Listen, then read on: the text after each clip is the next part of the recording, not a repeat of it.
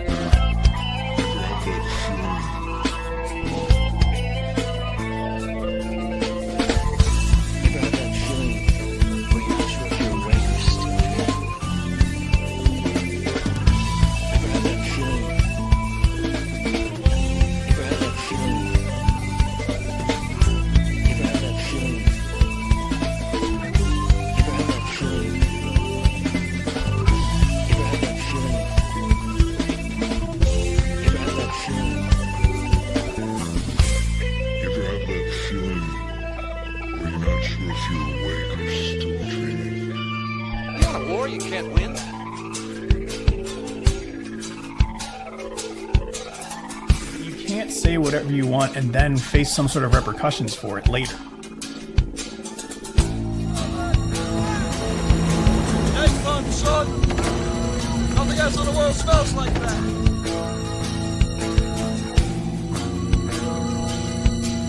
Kansas has possibly the weakest open records law in the country. Retaliatory animus, had it not been for that negative feeling towards speech, they would have not done that.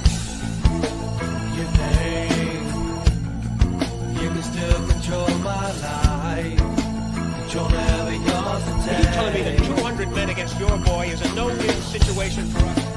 Wishing you could see things was my way. When it all gets ripped away. I love the smell of napalm in the morning. I can't hide. Pain it brings so far away.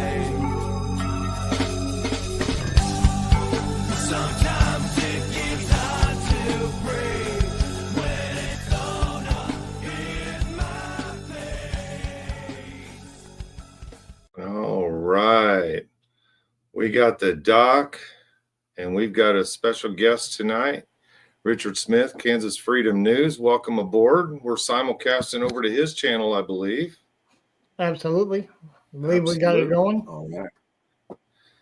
All right, guys, we wanted to give you a little update on some happenings, and I've been a little absent. I've been going through a little bout of shingles. I'm telling you, that's a killer when you get it, but I think I'm coming back from it now, so we're back up and running. And we've got some updates on some legal activity going on. Was it January 7th, Dick? Is that right? That yours filed? I believe so. Yeah. January 7th. Yep. And then I had one filed on the 8th. And it's interesting how this all played out, where we all three came together and got involved in a county where none of us live. You made that comment earlier, Justin. Yep.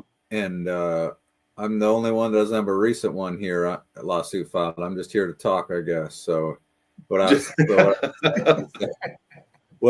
brought us? But you played a key role. You played a key role. Okay, all right. I'll serve a purpose.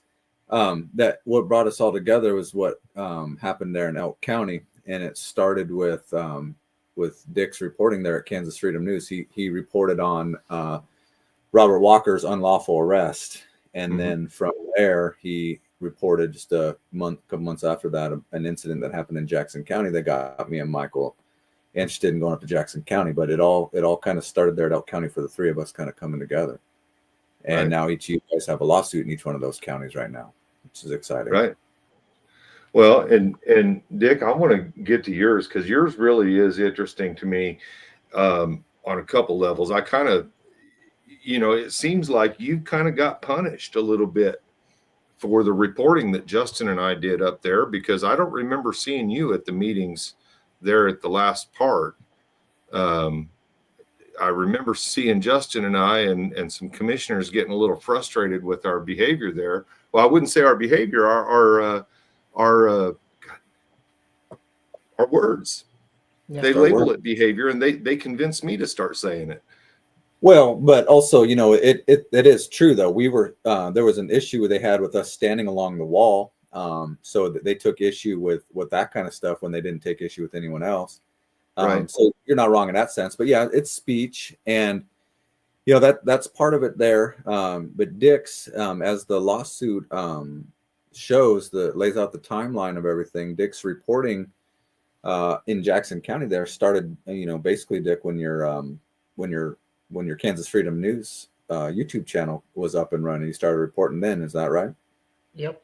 All back in 2023, after I got comfortable, you know, watching enough Micheal, Lawrence accountability videos, your videos, Long Island audits, and, you know, I can go on and name a bunch of them. But when I finally got comfortable, I created my own channel and started documenting some of the complaints from coworkers and community members, and just started recording audio. I started out doing a lot of audio recording secretly. And then, of course, that ended up leading up to Tom Hoffman's incident, which brought you guys down. And then back in October, they terminated me. Yep. And as the lawsuit says there, they were the commission. So who's all named in there? Is you got the 3 county commissioners? The 3 commissioners: Keith Kelly, Mark Pruitt, Dan Brenner. The counselor for the commissioner, the board of commissions, which is Todd Luckman, and Scott Kefauver, which is what do they call him? Public Works Director of Road and Bridge. Yep. And so though the commissioners there had been openly discussing at these meetings that you know, that there was some online reporting that was being done, and they didn't approve of it. They didn't like it, and so they made it clear at this meeting that you know, you can be fired for it. And there was some you know, you did a great job standing up for your rights, saying, hey, you know what, guys, when I'm off the clock and I'm at home, I have the free speech just like anybody else does. You can't tell me what I can and can't report on. You did an excellent job of that. And that was at that meeting in what was that, in September 23, right? I believe it was that October, the end of October, right after I was terminated, is when I went to that meeting and spoke up. Well, it was the There was a before that, department Dick. meeting. The department meeting. Oh, where they yeah, first it would talked have been about it. August of 2023. August of 2023 is Yep. it was a Road and Bridge meeting where they Yep. didn't like a Facebook post of me questioning about a rumor on the paid tier system that they were contemplating implementing. Yep. Right. And that's kind of that's the genesis of this. It starts with that Facebook post. Yep. The citizen journalists reporting, and they didn't approve of it, and they didn't like it, and so they immediately were saying like, "Hey, they were threatening the termination and retaliation right off the bat," and you did a good job. Absolutely. Well, and then and it was a year later. That's when me and Micheal ended up there. Yes. right. It came full circle though, with Keith Kelly being recorded in the commission room, seeming to ask what time somebody came to work, and well, just show up there and tell them their services are no longer needed. And it, you know, it really sounded like he was talking about Keith or Kefauver firing Dick, and it wasn't. Sure enough, Dick's fired the next day. And I was just blown away that they would be so open about that, Justin, that they would talk in an open public meeting in an open format in that way. Yeah, me too. I had the same reaction. It was they're really brazen, and I remember hearing that in that meeting and being like, are they talking about Dick there? Why would they be doing that like that? Right. But they did. Right. And Dick, you ended up getting fired. You ended up getting terminated, and filed suit. You know, said Elk County is what kind of started the connection with all of us. But right now, we also have the same attorney representing us on all these cases as well. He's a great attorney. Great attorney. His name's Linus Baker. He's outstanding, and so he's I'm representing. impressed.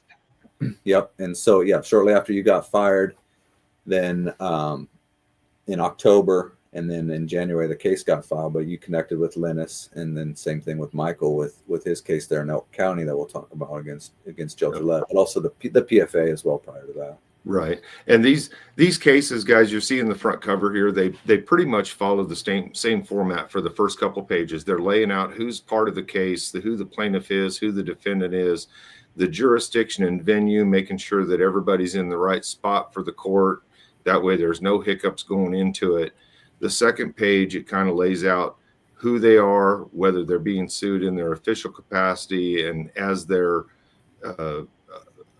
standing as a commissioner in that area, or if they're being sued in their individual capacity, like some of these are named here. And Justin, tell us a little bit about the differences there between being sued in your official capacity and being sued in the individual capacity for these people. Well, it's just two ways of getting sued, two options of getting sued. As far as I know, in an official capacity, the liabilities are different and the coverages are different, and in terms of like they might have government funding backing them for their attorneys, whereas if they're individually, they're kind of on their own. And same thing with liability. If they found liable for any of it, it's a difference between oftentimes people will say, oh, it doesn't matter if you sue because it's always the taxpayers that pay. Well, that's not necessarily always true. Not always. Mhm. Not always if they're brazen enough about it. Right. And so then it just has to do with kind of the protections and the liabilities. Yeah. And when you get down to after the defendants are named, you usually get into the counts. And these are where the meat and potatoes is about the case itself. This is a 42 USC 1983 claim, a basic civil rights act. And it's under a retaliation and wrongful termination, if I understood correctly. You guys are really familiar with these events. I know that with me being down the last couple of weeks, I'm in a little bit of a brain fog still on that. But the way this suit is laid out, I heard somebody say earlier today that it doesn't really matter what they say because they're already on record. And as I read down through this suit, I have a hard time not thinking that about this. Yeah, they're all on record, and it's a testament to the importance of reporting and documenting, and because they're all on record. Each one of these events was something that was reported on, and it wasn't even some of the stuff. Dick, you were reporting on a wider range of stuff there in Jackson County with a sheriff's deputy was involved in an issue there, and you reported on that. But the thing about it is, all this reporting brought embarrassment on these commissioners, and they didn't like it. They didn't like it, so they wanted to stop it. And that's where they get into the big no-nos there of the retaliation and stuff. Absolutely. Dick, you were the one there during this time. I mean, were you not? How do you go in that room always wondering if you're going to be fired for what you're doing? To be honest, I didn't care. My goal was to get the truth out and to secretly audio record everything that went on and document everything. So this way, later on down the road, they can't say, well, I didn't say that. This didn't happen. That didn't happen. This was never said. I dotted my I's, crossed my T's, and made sure everything was recorded and documented. If it was just guys, BSing and just randomly talking, I didn't worry about that information. But when it comes to important, vital information on how the county was run, who was doing what, how they were doing, what changes were being made, who was implementing those changes, that's kind of what I concentrated on. And then when guys started complaining about them being retaliated against, or things weren't being fairly and treated equally, or they felt kind of discriminated against some way or some shape or form, I'd always document that kind of interaction or conversations, and especially during meetings. They were not shy to bring some of that stuff up. So that's why I wasn't afraid to record it, because anything could pop up at any time. Well, and I want to clarify for everybody watching that Kansas is a one-party state. So what that means is that you can record. You have the free right to record anything, and you don't have to notify people around you that you're recording.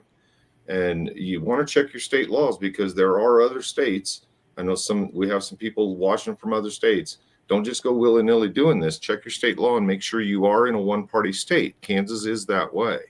But there was no law broken, and the recordings, they're vital to some of the understanding of what's actually taking place behind the scenes. I mean, the plans that were made to try to retaliate and try to stamp down the coverage that they didn't like. That's what we see pretty much everywhere we go, and it just keeps mirroring itself, Justin. Yeah, they it's any unfavorable reporting or any embarrassing reporting, they don't like that.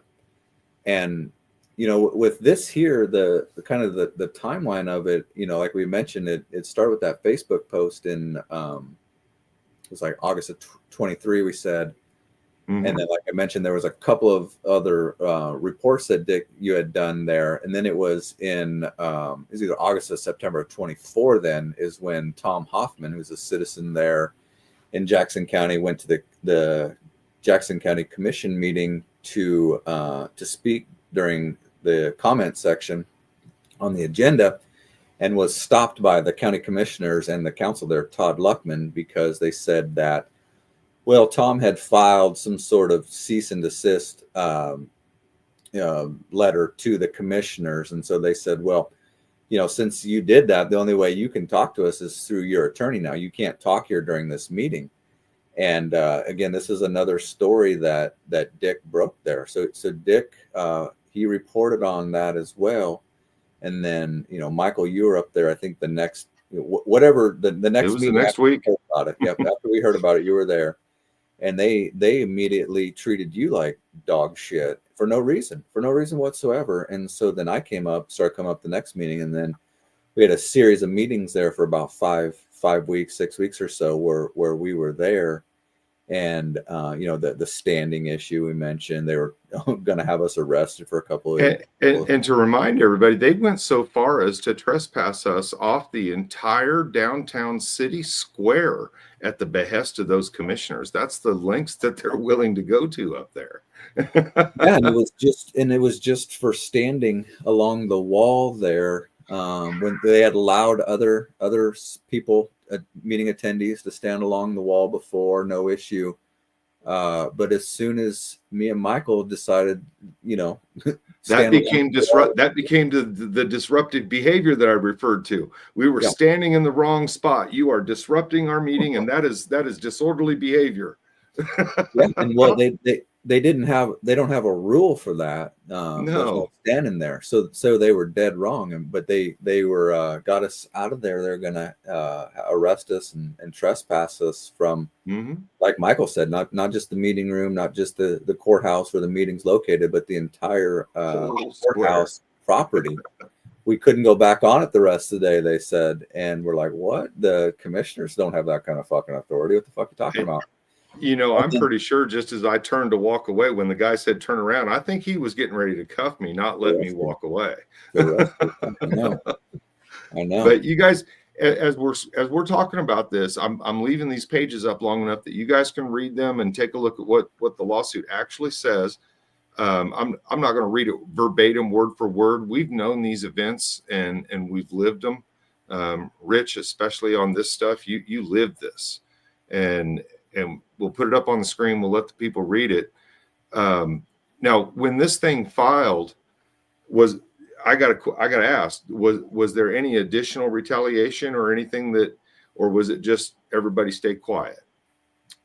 Everybody stayed quiet. I didn't share it with nobody until the day it was filed. I shared with everybody, or at least my family and close friends. I at least let them know, say, hey, in case you hear about this, I am going to let you hear it from me first. The lawsuit has been officially filed, but I'm not going to go into any details about it. But they haven't sent the sheriffs out to your house to do any crazy shit or anything like that. Okay, good. Nothing yet. Okay. And this one here, now I noticed you got a video link in here, Justin. I don't remember. All the links to the videos are in there. That one's just hyperlinked, it looks like, but gotcha. They're all in there. for Dick's reporting there on his YouTube channel. You know, one other interesting thing that happened there that's mentioned there, one of the events is this investigation that the Jackson County Commissioners opened up for a alleged supposed discrimination complaint that was filed, and it was, turns out, you know, come to find out, it wasn't like filed like, you know, officially, you know, in the department or wherever it was a Facebook post, and they took that, the commission took that as a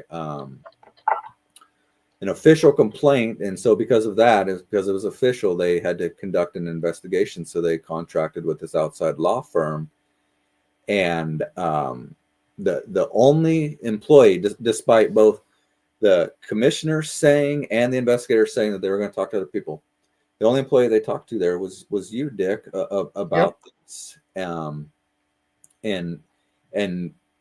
you know, entirely unaware of it all prior to that, and that Commissioner Kelly had, you know, specifically gone out of his way to track you down while you were working on one of the county roads to hand deliver you that letter saying you got to meet with these attorneys about this discrimination complaint that was filed on Facebook, I guess. Yep. Well, yeah, and so you went to that as well, and did anything come of that? No, So, you know, no. And the last time I talked to a lot of the guys at my fellow coworkers, or former coworkers, I guess I should say, I asked them, I said, has anybody ever been called in for this special interview or this special investigation? And neither one of them said, every one of them said no. They've never gotten called in. I was the only one that got called in for this. so was it an actual investigation or just a scare tactic? I think it was a scare tactic or digging for information kind of tactic. Or now, could these coworkers be lying to me? It's possible, but I doubt it. I doubt it. well, even the way it was framed, I mean, you know, the one of the attorneys flat out accused you of it and said that the commissioner said you did it as well. So you know that Right as soon as that meeting started or that interview started, they called me out by name personally, claiming that was my Facebook post. Yep.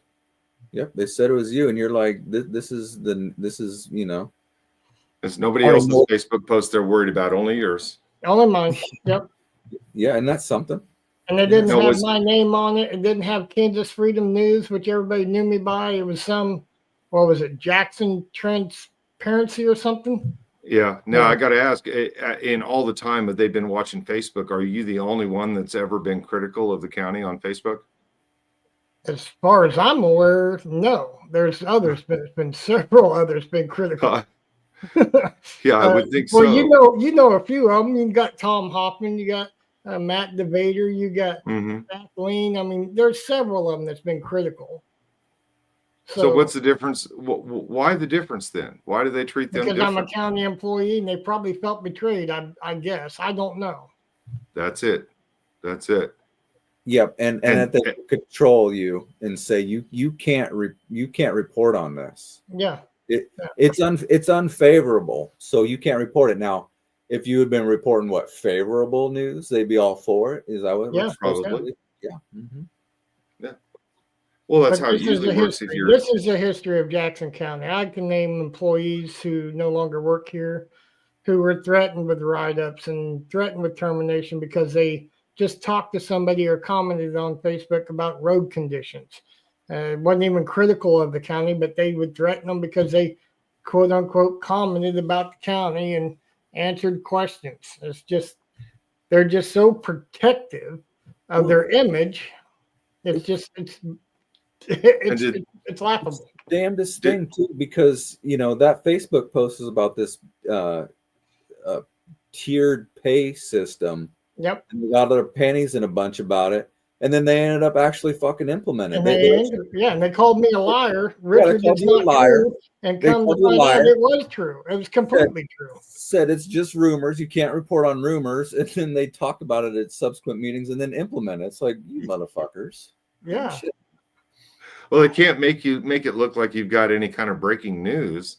I mean, that would legitimize the poor one-man show, right? That they try to label us as, oh, you're just a guy with a camera. How could you be any kind of report? Well, that's what the traditional news covering, news gathering, and citizen news was back in the original times with this. It wasn't an organization printing a newspaper. It was Ben Franklin and a printing press, Yeah. And I want to make sure I point out that Dick is the Kansas Freedom News. You break stories, man. I mean, the Robert Walker's arrest is a story that 100%. you broke. What's going on in Jackson County overall is stuff that you're reporting on that, we can't count on, the quote unquote media. It's always funny when they say, oh, you guys are citizen journalists, as if it's not legit. But yeah, you have like media that will not report on these kind of things that Dick is out in front on there with these arrests that are going on. I mean, these are injustices that matter, and the local reporters are entirely silent on it for the most part. Well, and Justin, you're not as much on top of the police accountability as I am. That the reporting Dick did on Matthew Honus, that was important to the county, because those kind of officers need to be removed from our streets, regardless of where they're at. Right. And that was one of the other thorn. That was another thorn in the side of those commissioners there. Mm-hmm. You got county employees that are fucking up, and then you got a news reporter that's reporting on it. It's like, hey, it's the fucking news, man. That's the news. What do you want from me? I'm reporting the news. But as we see around here, they can control some of these news outlets that they claim are the proper media. They're proper because they can control them. They can, grant them access if they're nice and shut them down if they're not. Right. Well, that's like up at Jackson County. You got the what is their paper called? The Holton Reporter, I think is what it is. Oh, like yeah, and that girl runs. The Holton Reporter, yeah. Holton Recorder. And while we're up there, we had talked to her out in the hallway that one time. But while we were up there, we had the incident we just talked about of getting trespassed from the entire square, and what looked, the discrimination that was going on in there with who could speak and who couldn't. And she wouldn't even report on it. She wrote a story about stuff that happened there, but didn't report on those kind of things. Like it never even happened.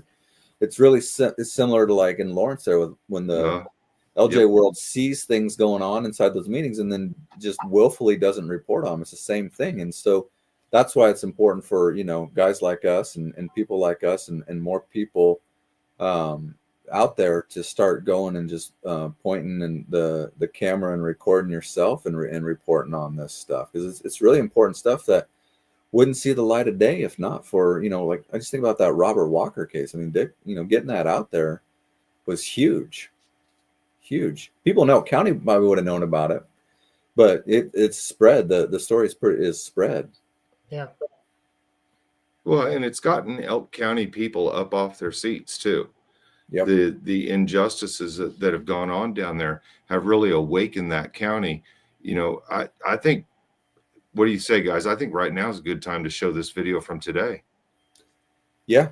You want to set it up? I mean, yeah, guys.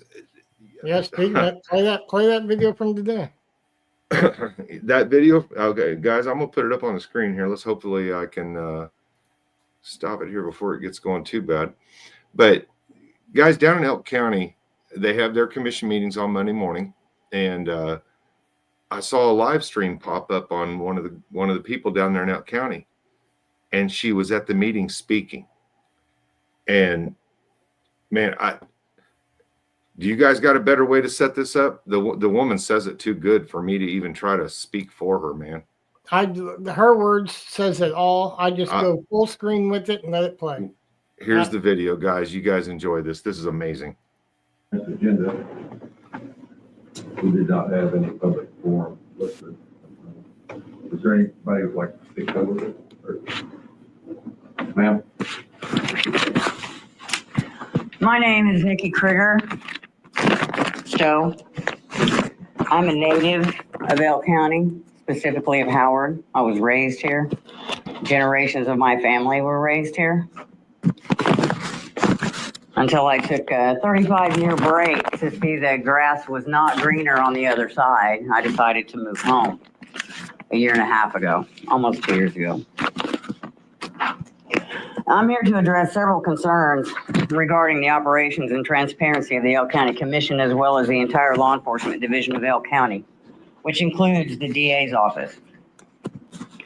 Firstly, I want to address the timing of these meetings. Holding them during working hours is prohibitive for the majority of the local public.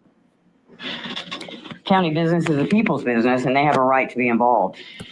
I urge you to consider scheduling the meetings at a time a little bit more convenient for the people that you serve.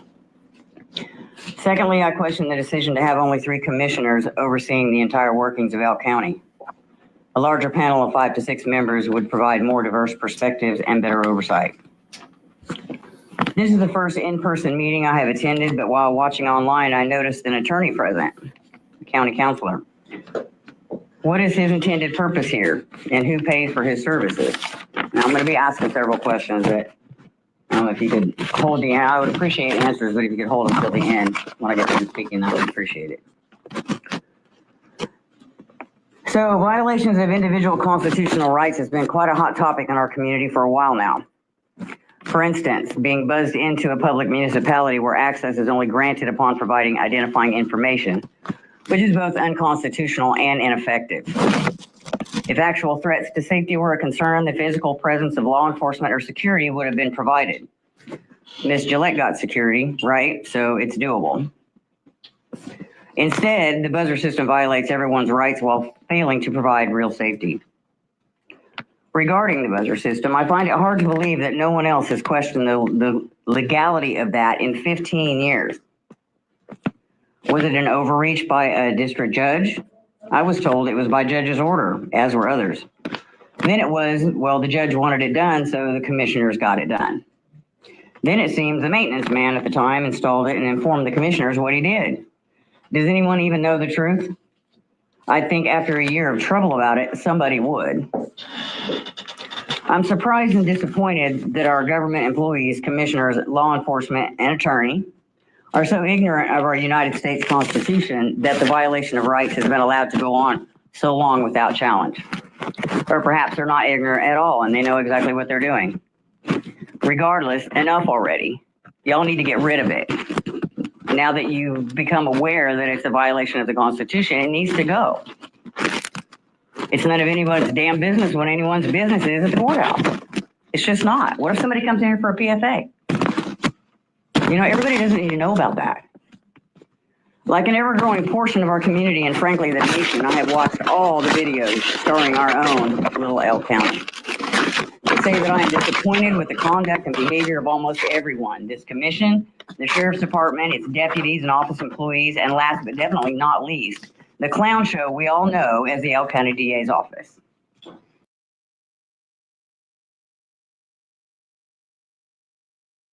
All right, I'm going to go ahead and pause it there for a moment because she's going to go into to some more areas and it's going to get more fun. But the point is, guys, is we've got people down there that are stepping up now. They're realizing that they can go in there and that they can speak. This is the third person that I can think of that has gone in and actually spoke to them. There was a lady that had a son that was in the Navy. Is that right? I think he was deployed. Yeah. And she had a young daughter there that went in and spoke. And then Janet Harrington was the former sheriff that went in there and gave them the constitutional booklets. And then here we have another citizen in there explaining that she's not satisfied with what's going on in their county and they need to change it. What are they not hearing? It's been some serious government redress, that's for sure, with those 3 that you mentioned there. They've done a great job. What they're not hearing, I don't know. I was thinking while I was watching this for the first time earlier today, I was like, man, I think that they might start getting the message if more people win. I mean, she's hitting all these great points. I mean, she's right, man. It's nobody's damn business about that buzzer when you go into the courthouse. Nobody's business what you're doing there. And it could potentially be some private, as far as I'm concerned, it's all private business, but some private stuff. She mentions a PFA occurring. It's nobody's business. So if enough people say that, you can see those guys squirming up there. If enough people are upset about it and talking, then they might start listening. They might. And guys, the same thing can happen in Jackson County, where this lawsuit's from. There's a few people that are there pretty regularly, keeping an eye on these commissioners. There needs to be more people in there talking to them. And Jackson County's in the same situation that Elk County's in. They have a meeting in the middle of the day on Monday, and they're in a rural area where they're working class people who are at work at that time. Well, yeah, I agree with that. I think that is part of it. But as you'll recall, Micheal, Jackson County does do a quarterly general public comment meeting and it's in the evening. And this last one was in September. Remember, we went to that. Right. And non-citizens, me and you, actually outnumbered the citizens there in Jackson County. And that was an evening meeting as well. But that's a fair point to be made. And I think if the Jackson County citizens wanted to see that daytime meeting come to the nighttime, they would probably have to be packing that nighttime meeting. Yeah, for sure. And I need to be voicing it. Yep.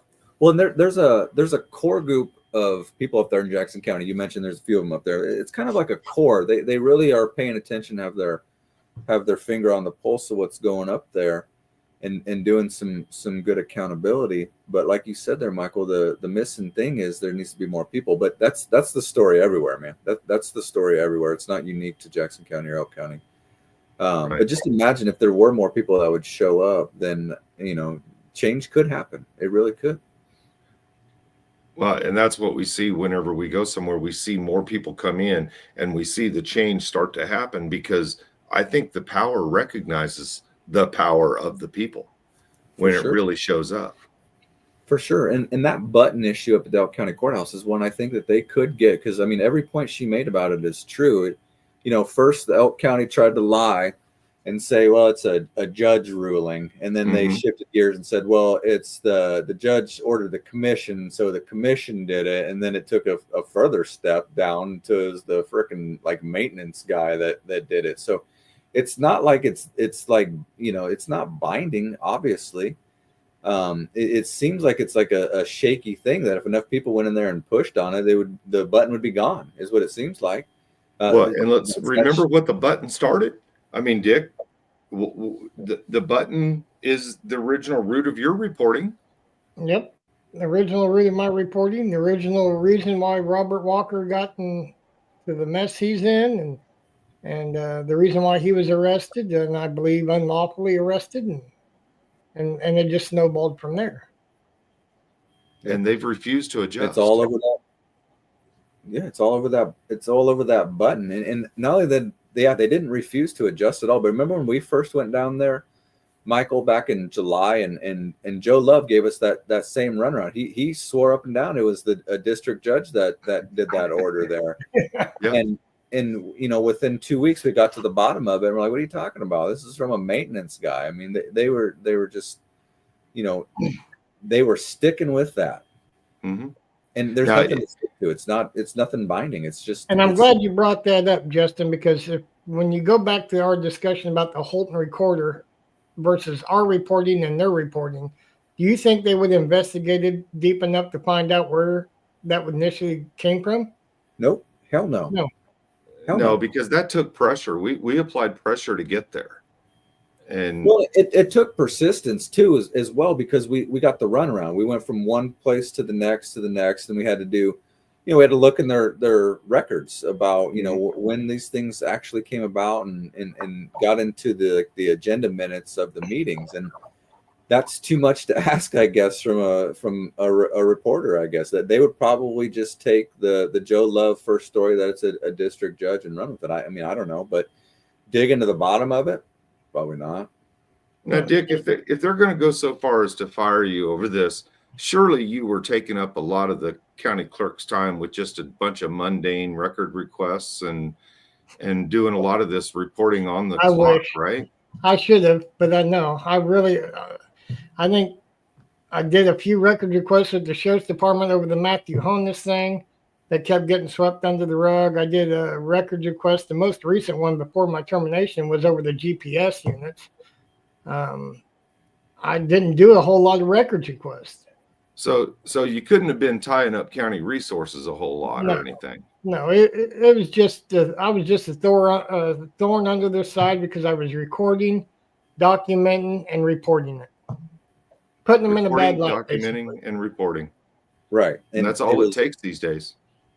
Yep. You're reporting that to them was unfavorable when it's just the facts of the situation.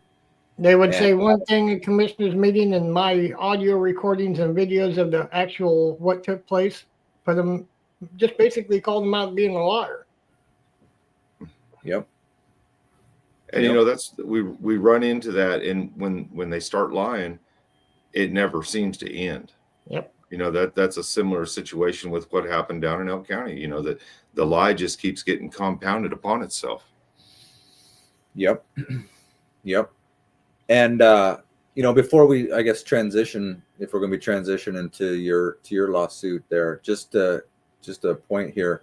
So these lawsuits, you know, it got filed just within the last couple of days. So I think the defendants have, I think, 28 or 30 days, something like that, to respond for. So like that'll be the next step, is waiting for their I'm going to cut out there a little bit, but sometimes they can request an extension on time as well. Well, and then the back and forth with all the different documents. So it's going to take a while before this ever sees a real courtroom, but because there's a lot of stuff that happens before then. Justin, you've got a case right now that's been active for how long, and you're just now getting to the discovery stages? Yep, they're all over a year old at this point. And in each one of them has been different in terms of, you know, not necessarily the overall timing, but just the way some of the things have gone. But that official, or that first initial response will happen within a month. And this is, you know, for the most part, the beginning is kind of the written portion of it. There might be some sort of trial or hearing for I don't think. Who knows? But there could be an injunctive hearing. I don't think there's in either one of these, but it's the kind of the written portion of it, trying to get to an oral trial of it at the end. Well, and the one difference here, Dick, yours is going into a federal circuit, I believe. Is that right? Yep. Okay. Now, the difference between that one and this next one we're going to look at is this one's being filed in Elk County. And so I would assume that at the county level, is it not going to work a little different? I don't know. I guess I'm a little inexperienced with this. I kind of got an understanding of how the federal side works. At the county side, are they going to follow the same kind of process? And I would think not, because it's going to be more governed under Kansas Chapter 60 rather than the federal statutes. Am I not right? Well, it's still going to be, I don't know. It's still listed as a 1983, but it's being ran through it's being done at a local district level rather than the federal level. Right. So in terms of like the deadlines, I'm sure that they're probably the same. Like, you know, like I was talking about that first 30 day, maybe, I mean, I don't know, but I assume it would be the same. Right. Now, less cases. I don't really know going through Elk County there compared to a federal court. I'm not sure what I would do in terms of less judges, less attorneys as well, though. I mean, you got less of everything there. That'll be an interesting aspect of it to see how they go time wise. So I don't know. Yep. I've never seen. Well, this case is being brought, and this is my case. This is as a result of the protection order that Ms. Gillette filed back in November. And you guys, most of you people watching, I know you've heard the audio of that hearing that went on down there where, I mean, she basically got on the stand and told lies. I mean, there's not really much other way to put that. The evidence was pretty clear by the end of that. It was clear going into it. Her motion or petition that she filed it was clear that there was nothing there. It was clear because you're on the side of the Constitution. Right. And in this one, she is being sued in her individual capacity because she was acting in her individual capacity when she brought that claim in court. She did that pro se, not as the DA or as the county attorney. She did that as Jill Gillette, citizen. Supposedly, pro se. Well, that's what we were to understand from the court hearing. Right. And again, the first few lines of any filing like this is just going to lay out the parties, and then you're going to get into the meat and bones of the counts. And the first one is abuse of process. And there's a number of ways here, and we talked about this when we discussed the live streams about how she was able to get evidence that we weren't able to get, or that I wasn't able to get, and that she used her office. She used her position and office to up the ante a little bit. Yes, she could get evidence as a pro se attorney that wasn't also, or not evidence, but she could get the videos through a request that you were denied as well, even though you guys were both pro se attorneys, or she was right. And my request was denied after these videos had been introduced into a public court hearing as well. Right. And so I'm still not allowed to have those videos. But she could get she could get them to use against me in court. That was kind of interesting how that worked out. Yeah. And you mentioned that she lied on the stand. Yeah, she lied multiple times, and some very big lies about you following her out to the car and the positioning of you recording her, which didn't happen. She lied about Joe Love coming upstairs after that door incident there, which didn't happen. The opposite happened because we went down and got him and talked to him. And then she lied about you yelling up the stairs to her office when Micheal was silent the entire time and wouldn't even saying a word. I was talking. Nobody was yelling. I was talking. Micheal was silent, and she said he was like screaming and calling her names and stuff on the way up there. And so she did all that on the stand. And so she perjured herself. She lied. And these are big, big lies. And so she needs to be held accountable for that shit. Well, and when you have a person that's in charge of justice, and I mean, that's the disappointing part for me is this. Yeah, she lied about me, but how many other people down there? I mean, I've watched on some Zoom videos where I could be pretty damn positive that Jill was off on the side on this one somehow, and it shouldn't have been going the way it was, but it still went that way. How many people down there get shafted by this stuff and don't have a way to fight back to it? That's the frustrating aspect for me. It's really frustrating because, it's like if they don't have a case, don't bring the charges, but they bring the charges and they come through with this bullshit fucking case that's full of lies and untruths the whole time. Well, and like you and I talk, even if they don't get it to stick, you still do the time while you're under indictment on it. Yep. You do the time, and you got to pay fucking attorneys if you pay an attorney. The reputation of it going public. Reputation and stress. And look at somebody like Robert Walker down there he was scheduled to have his hearing twice now. Mm-hmm. 2 times, right? 2 times that both got postponed. So it's just dragging on and carrying out and, just basically, hanging over, these charges hang over people's heads throughout this process. Right. And even at the end, if you're exonerated and not guilty, you've still now gone through that whole thing based on some fucking lies.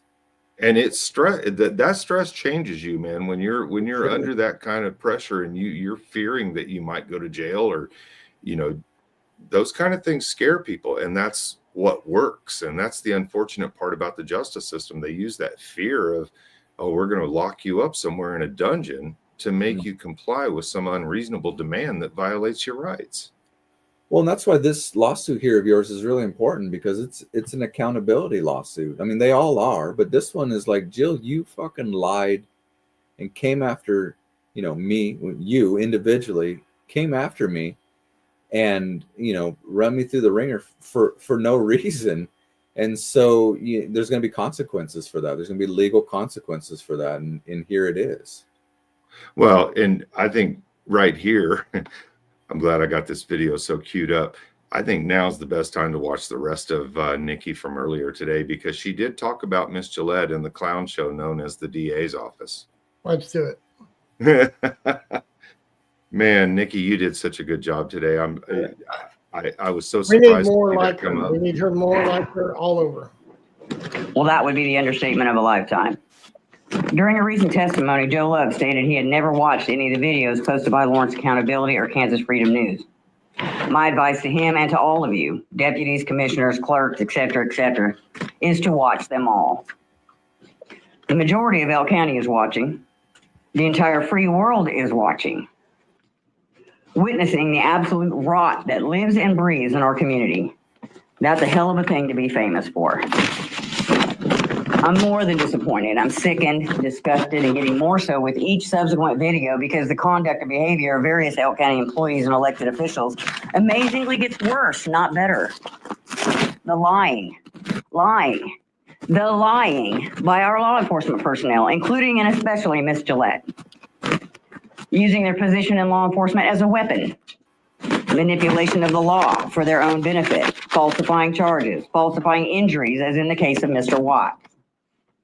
Most recent stalking case, also an egregious and malicious attempt to harm those who would dare to ask questions or disagree with our fearless leaders. It's got to stop, and it's got to stop now. People that we elected, feed, provide, shelter, we pay their salaries, are bringing shame upon this county and all of us. Shame on us for not paying attention or speaking out and allowing this behavior to go on for years. There will be costly lawsuits. Seems the first of what will likely be many has just been docketed in Wichita just recently. In addition, I would like to know if our taxes paid Ms. Gillette to represent herself in a case she brought in which she was the alleged victim, a case she lost, by the way. It is illegal for her to receive financial compensation for representing herself in a personal case. Is Ms. Gillette going to pay the attorney's fees for Mr. Micheal? Is it appropriate after having a frivolous PFS petition denied by the judge and out of her own pocket, not the Elk County taxpayers? Who is paying for Ms. Gillette's private security, or we're paying for Ms. Gillette's private security? In one of the videos, a female dispatcher employee at the sheriff's office was horridly abrasive, rude, and disrespectful to members of the public, exercising their right to file a formal complaint. She also refused to sign or initial the proof of receipt line, which is required in her job. This employee should be fired. Period. Full stop. That kind of behavior is unacceptable. The fact that all of this is going on and that it has gone on is unacceptable. It's ugly and it's shameful. People should really be ashamed of themselves. The whole world is seeing this. You guys understand that there's even people from the UK and Australia watching the videos? Most importantly, the people in this community are losing respect and trust in those of you involved in all that's happened. I'm talking to you commissioners as well. When you're out in public, you're fair game as a public servant. It goes with the job. Snarling, bullying, and intimidation is a piss poor way to represent the people of this county to the world. Just being an outsider doesn't mean you're wrong. What's really wrong is what's going on inside. I speak for many when I say we're fed up with it. Thank you.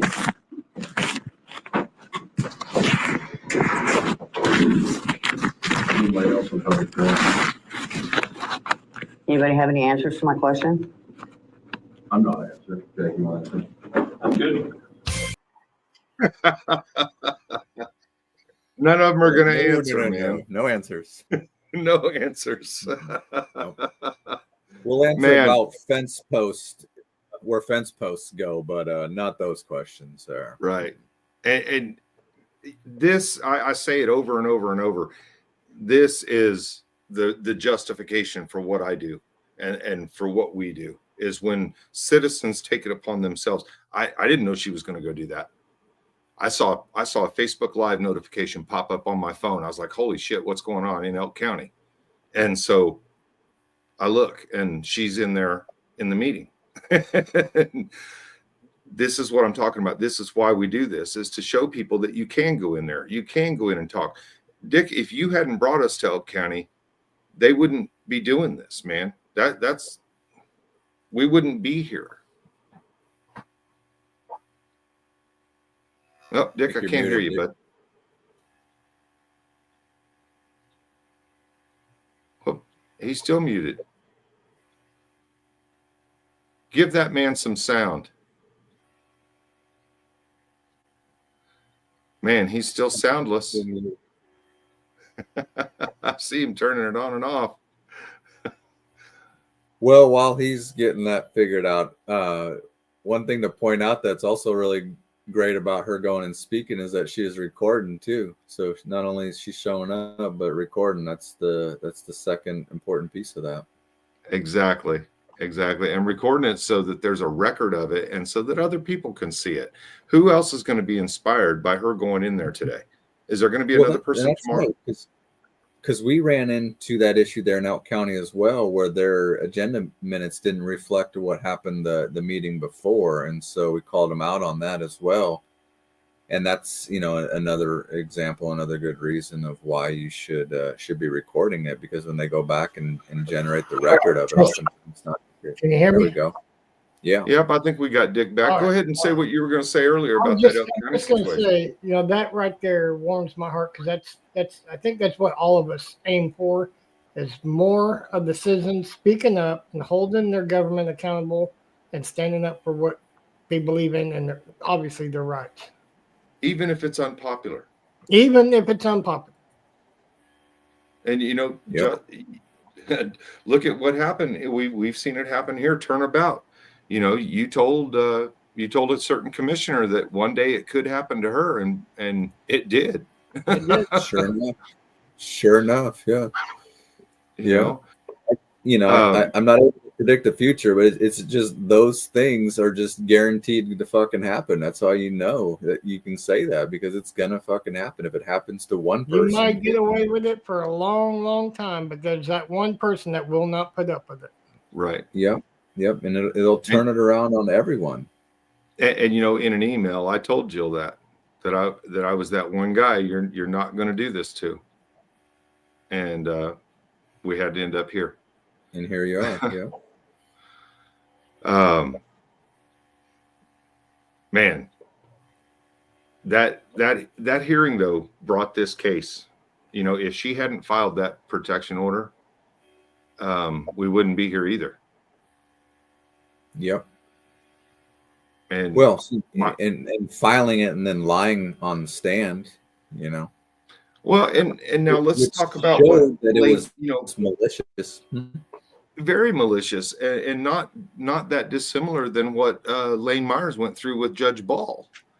I don't know if you two watched all that, Justin. I think you and I talked about it a couple times, but that Judge Ball out there had basically did the same thing to Lane, filing protection orders and all this, and it wasn't too long after that he pulled all that back when he realized that he couldn't do it. Jill just went ahead and went through with it. That's what's amazing about it, is that she went through it with it, and despite and she had to have known that she didn't have the facts on her side, and she didn't have any evidence. She had to have known that.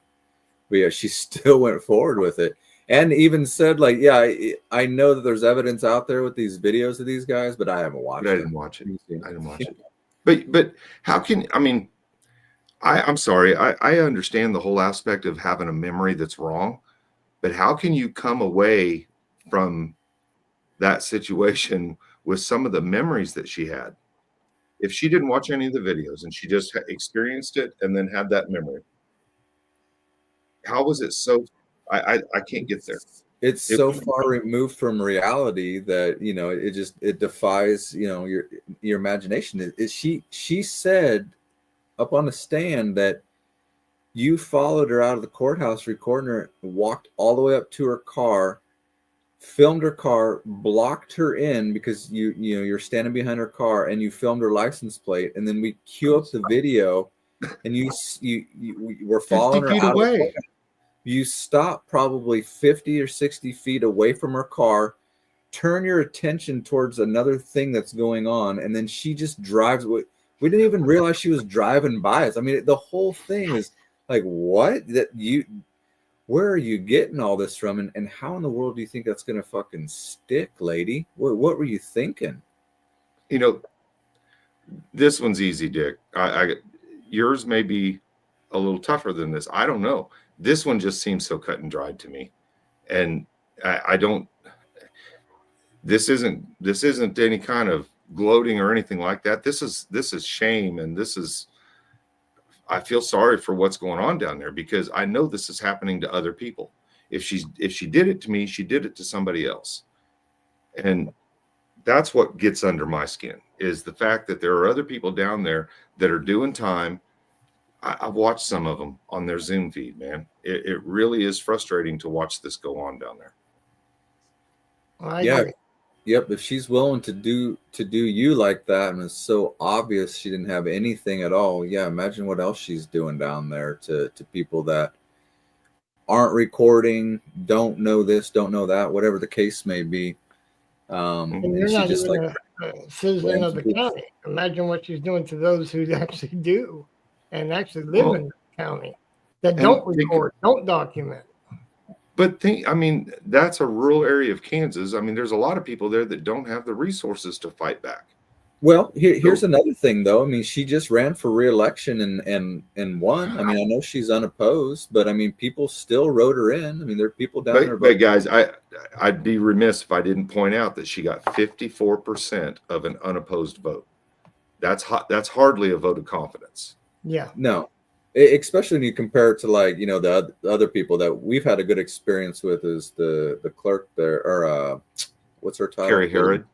Yeah. What is she? She the county clerk? County clerk. County clerk. Yeah. County clerk, she got 92, 93% of a write-in. Yeah. Yeah. So, and she does a good job down there. And that reminds me, I wanted to mention that lady that was speaking at the meeting there. I'm glad that she mentioned the unprofessional sheriff's dispatch lady that was running the office that day. Remember when we were there and we were just waiting, and all we needed was a signature to verify receipt of this. 2 hours. And left us just sitting there over. It's like, geez. So I'm really glad that she mentioned that and remembered it and brought it up, because that was fucking bullshit, man. It was so unnecessary, so unprofessional. And, you know, there was no reason. We hadn't done anything. Was that the first day we were there? I think it was either the first or second time. Yeah, I think it was the second time. Second, we hadn't done anything. There was no reason to do that. Yeah, we were there on July 9th, and that happened on July 29th. Okay. And that was the day that we went down for the big meeting and everything. And yeah, they all started losing their minds then. July 9th wasn't that big a deal, but when we went back after the Longton Fair or the Longton Free Parade, when we went down on July 20th, and that was when Roger Marshall was actually in Langton, I believe. Yep, that's right. But that was also the day when Doug Hendricks tried to get sideways with us and get all nasty with us on the porch, on the curb there, because we were asking him questions. And it sounds like she was bringing that up as well when she was saying that, talking about how she named him specifically. But yeah, he turned into what exactly she described there that day. Exactly. And again, for no reason. And see, that's the thing that's hard to get across to these people, is that during our 3 minutes when we come to speak, just listen. It's all you have to do. In 3 minutes, we're going to be done and gone. If you make a scene, it just lasts. It just keeps going and going. I'll give you a great example. And Dick, you probably don't know about this yet, but it's out there. The school board tonight, man, Justin, I couldn't believe what they did to you. Oh, I know, man. I know. And they have a policy that they're going to say he can't say certain words, so they're just going to cut him off and shut him down. Well, I don't normally go to the school board meetings, but when I saw that, my first instinct, I'm going to be at the next school board meeting. Yeah, I'll have a video out on that here soon, but they just did a new policy update, and they have new language in their general public comment about no foul language. And and I just thought that was bullshit. You can't, and the reason why they said it is because, you know, they're a school district. It's a quote unquote school setting, even though this is an admin building. It's not in a school, but not that matters. But that kids could be listening and whatnot, and so we got to protect their speech. And it's the Chris Conde argument, and Chris Conde is a reporter over at LJ World who says our free speech rights have to. I forget exactly the wording he used on it, You might remember, Michael, but it was, our free speech rights ended where, there are somebody's feelings began, well, basically.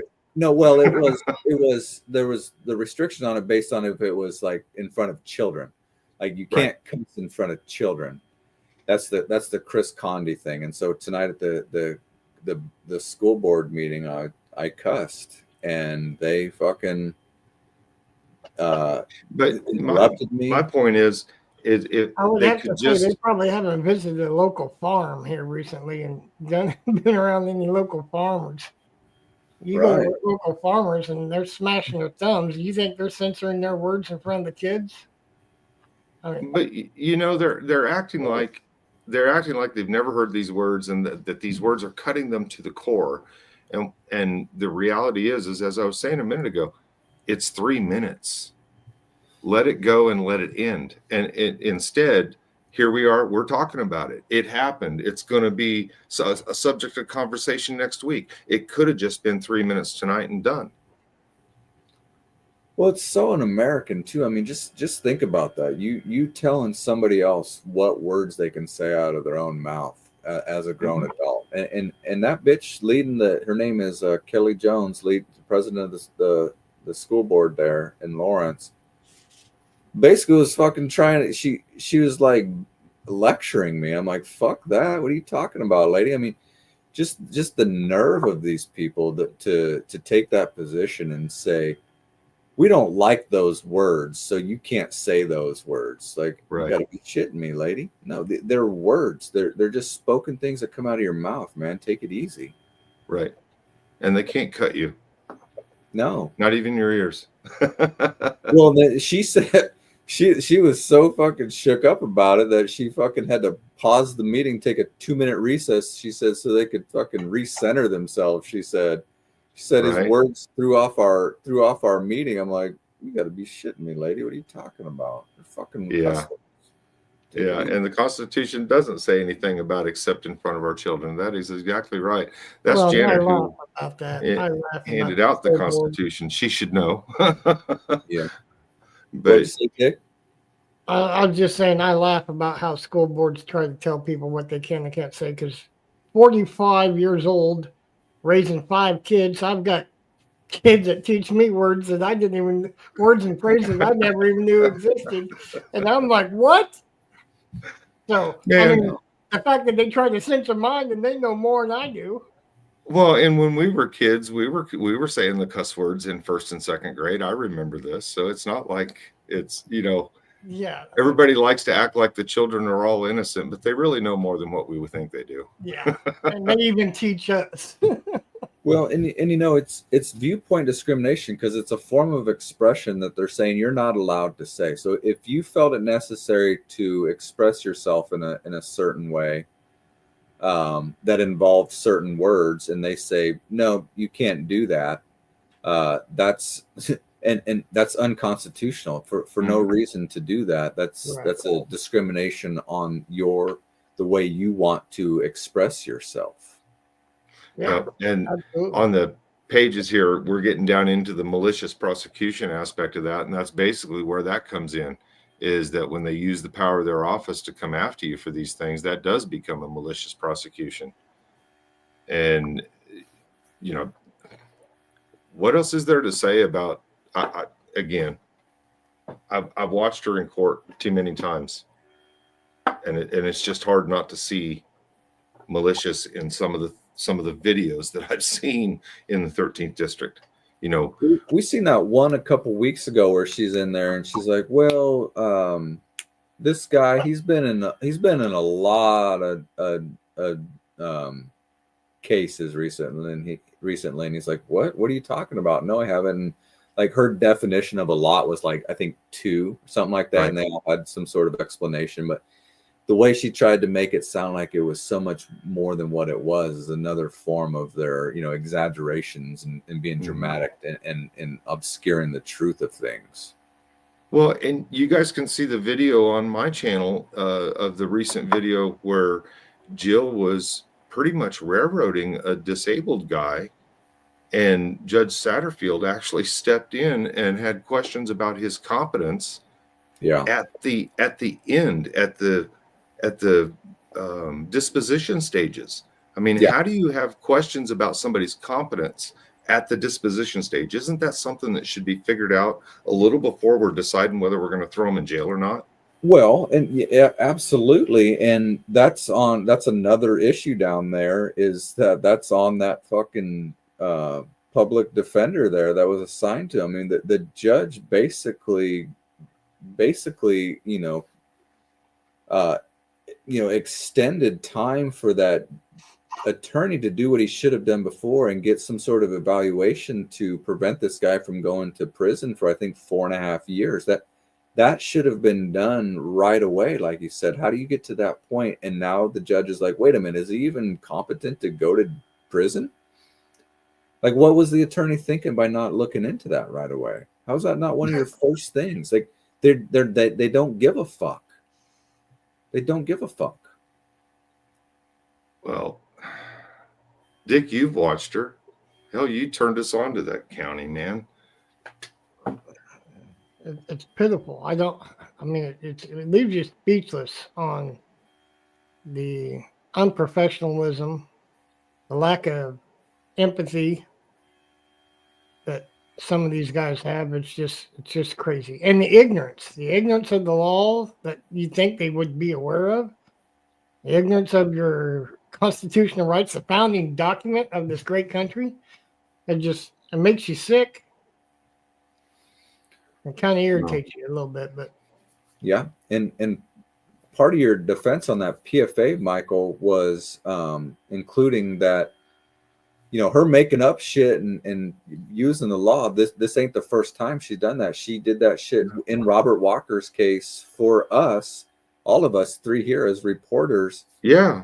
To not fucking report in a certain way and to keep us from being down there and fucking and ordering the requesting. She wanted us to pay. She wanted us to pay for extra security and I'm talking, when I say us, it's each of the three of us on this screen right now. Yep. She wrote that ex parte thing into her motion, that motion that had the name that was 10 lines long.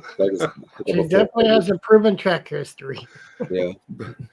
But yeah, I was shocked when she wanted me to pay and wanted us to pay for all this stuff, and we hadn't even done anything other than ask some questions. Yeah, and she's like judge, jury, and executioner. It's like, oh, you're gonna sanction a fine and a penalty against us, and we don't even get a day in court to explain our side of the story. Well, we just have to start paying for shit because you were punished for something you said we did. You got to be shitting me. Well, I don't know if she didn't think that was going to come back up, but shit. It did come up in this hearing. It had to come up because it was showing that she had tried this thing before.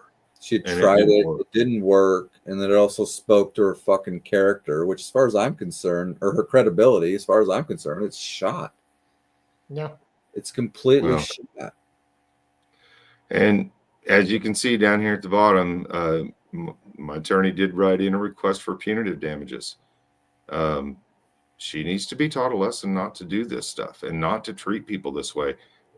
Again, I've just watched too many cases down there where I've had questions about, is this really happening, or this just doesn't seem right? There's too many times that happens.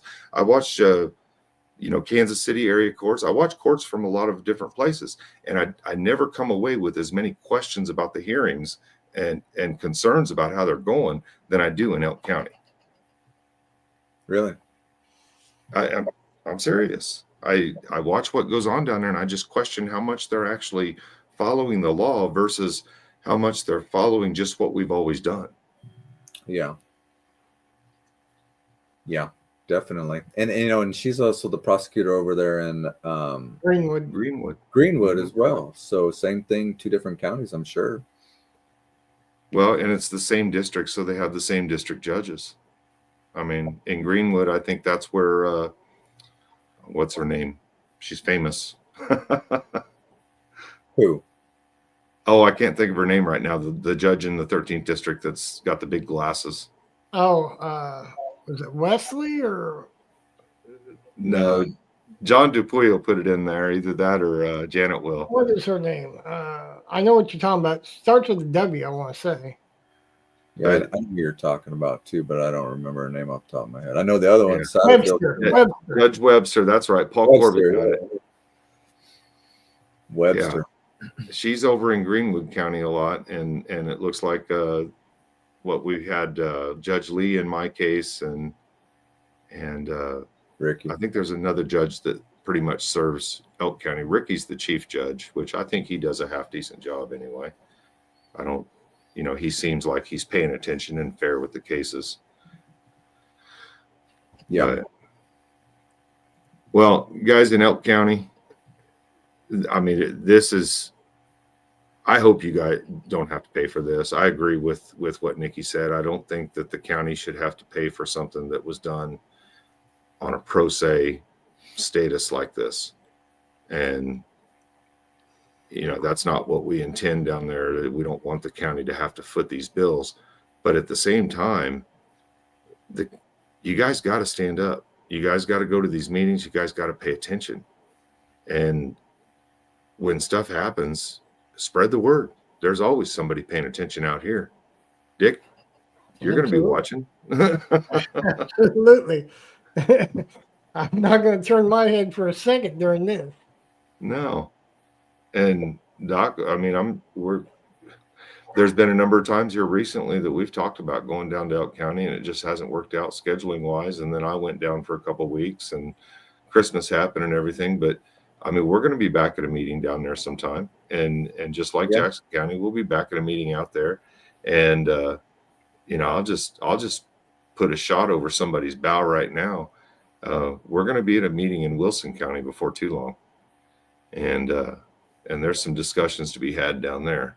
So, Doc, what else you got?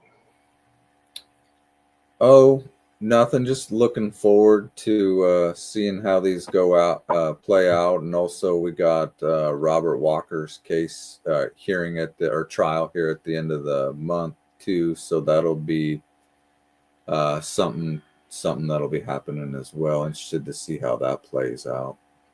Yeah. Robert Walker's trial is the one that got it all started, Dick. His case comes to the district trial at the 28th and 29th this month. Something like that. Yeah. Yep. And that'll be in Howard, Kansas. Hopefully they don't push that back anymore, because they're getting pretty close to, flirting with that speedy trial. Well, I don't think they have much room to push it back. I think the last time they did, the judge said it's going no matter what. Good. But I think we've said that before and seen it change. But hopefully that trial gets finished up or gets dismissed. I'd like it to see it just get dismissed. I think it's a waste of money to bring in jurors and do all that. And they've already brought in jurors twice now. They've already summoned them twice and had to send them home.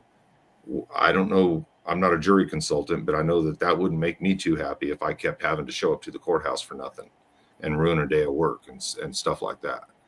So I don't know what that does to the jury, but I would think that it's not helping.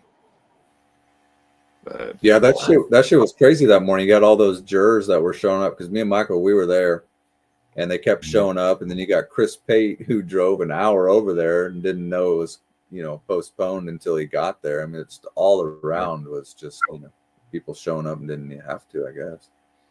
Yeah. Well, guys, Dick, I appreciate you joining us tonight. And I appreciate you guys having me and covering all this. Definitely appreciate that. Yeah. You guys go over, subscribe to Kansas Freedom News. He's like I said, he's the one that drew us to Elk County, man. If it hadn't have been for him seeing that Robert Walker situation and pointing our eyes that direction, man, I don't know where we'd be right now. And I don't know where Robert would be, because I got to tell you, I have to hope that the exposure kind of changed the equation on that a little bit. If I was him and I didn't have all the support that he's gained from all this attention, I probably would have given up. I'd probably thrown in the towel. But I'm glad to see him still fighting and having a good, positive, head on his shoulders. So it's good to see that he's still got a little spark in him. I don't think there's a good way that they can put a good spin on what we saw on video. That kind of violence just can't be tolerated. And I'm glad that there's people behind, seeing that justice. Yep, absolutely. So. Well, on a practical level, Robert would probably still, on a practical level, Robert would probably still have his old attorney house. So he got a new attorney, and also, he's got our attorney as well for his case too. So, Yep. being connected with some legal people. So that's good. Yep. All right, guys. I think we're going to cut it off for tonight. We appreciate y'all joining in, and we'll be back with some more content coming here soon. This is the Lawrence Accountability, Doc Dreaded Robber Browser, and Richard Smith with Kansas Freedom News. Yep, and Peace out. I'd like to say before we should sign off is now that I got the permission from the attorney that I can go do a little bit more work, I can get back out there. We're hoping that I can clear out my schedule and get back out there. So Awesome. prepared I know to see more Kathleen- from me now that I'm not Excellent. bound by attorney-client privilege. You know what I mean? Go All right, break Dick. some stories, man. Go break some more stories. Absolutely, absolutely. Thank All you right, guys for guys. having me. Take care. Yep. Yeah, man.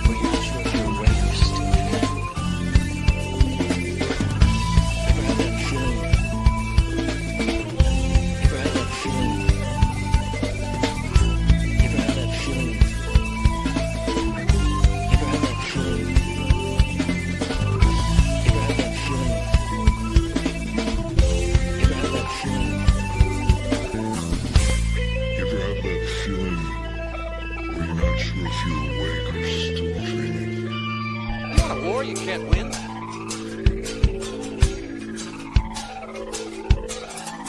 You can't say whatever you want and then face some sort of repercussions for it later. Hey, fun, son.